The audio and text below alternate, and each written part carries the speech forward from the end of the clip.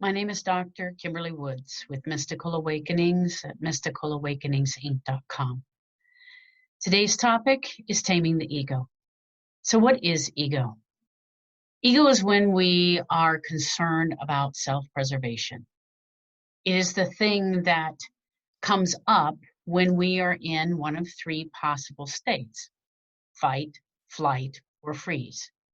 The whole job of the ego is to protect us. And in many cases where we are in danger, we need ego. But in our world today, there aren't many times and places where we are in that kind of danger. If a bear is chasing you, then you need your ego. But sometimes it feels like we're being chased by a virtual bear, and our responses of fight, flight, or freeze take over. So I want to talk about a way to tame the ego, but first we have to understand a little bit more about the difference between negative ego and positive ego. And I'm going to talk a little bit about negative ego, and I'm going to talk about it with reference to personality versus individuality. So when we're born, we have this perception, we have a personality, and we have that perception based on things that are outside of us. If we are expressing ourselves and someone doesn't like what we're doing, we're crying, we're upset, and someone tells us to stop as a child, then we begin to suppress who we are.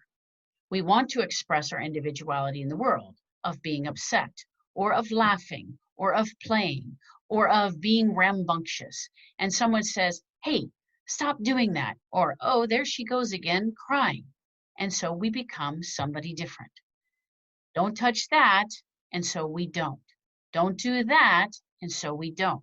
We learn to become somebody different because we don't want to be rejected. We want to be a good boy or a good girl.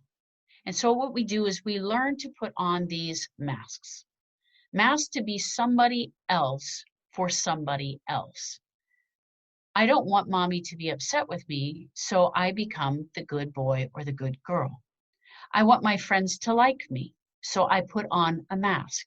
I want my new boyfriend or girlfriend to think I'm great, so I put on a mask. I want my boss to think I'm a good worker, so I put on another mask. And in the lifetime of putting on masks, we begin to put on what we're calling personality. Right? We put personalities on and we lose who we really are. So if I ask you right now, who are you? And you write for a few minutes about that, what kind of answers come up? What you really want to seek for or look for is individuality, is who you are without all the masks that you've put on to try to please other people. So what kind of masks do you have? Who are you really? And how do you get rid of those masks? There is such a thing as positive ego. If there was never any ego, if you had no ego at all, you would have psychosis. You would have no sense of self. Or if you had an overinflated ego, then potentially you may feel like you're the Messiah and here to save the world. But there is such a thing as positive ego. And that ego is influenced by your higher self. It is the part of you that is confident, passionate, creative, filled with joy. That is the part that you want to hold on to that's part of your individuality. The part of your personality that you've been creating since the time you were a child is more about your negative ego. Now, the negative ego misinterprets things and has reactions. It's the part of you that gets triggered when somebody pushes a button. It looks at a situation and it interprets it based on past experience. Oh, you did that just like my past boyfriend. That must mean, and we put an evaluation, a judgment, or we interpret it as meaning certain things. And we have all kinds of meanings for all kinds of actions. When you do this, it means this. When you act this way, it means that. Negative ego is always going to be in a place of avoiding pain.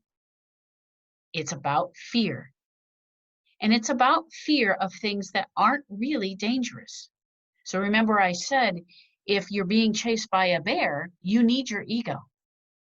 But if you assume that everyone's out to get you, a bear, they're acting like they're going to attack you and that you're in danger, then really what you're doing is you're acting out of fear. And that no longer is positive ego, but it's operating out of negative ego. Any unresolved issues that you're having comes out of negative ego. The reliving of them over and over, the always saying you're sorry, the saying to yourself, I'm not good enough, wanting others to tell you that you're important or valuable or a good friend. All of those are unresolved issues and come from negative ego. Anything where there is potentially a place where you are hurt, maybe where you've been damaged in some way in growing up or from a relationship, anything like that is going to involve the negative ego.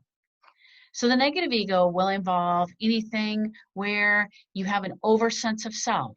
Maybe there's arrogance or a false sense of importance, or an under sense of self, where there's a low self-esteem and wanting other people to tell you that you're lovable.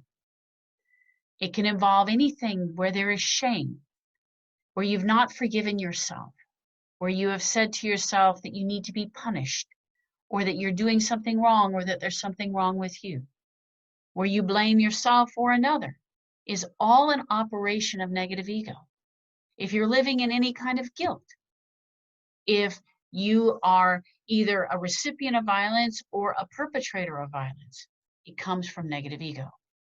If you sabotage a relationship so that you never experience good things, or if you're living in any kind of anger or judgment of yourself or judgment of another, it is all an aspect of negative ego. So how do you get rid of this negative ego? Well, it's like an iceberg. And what you see on the tip is your mask until you begin to get rid of these masks, until you begin to say to yourself, I can show the world who I really am.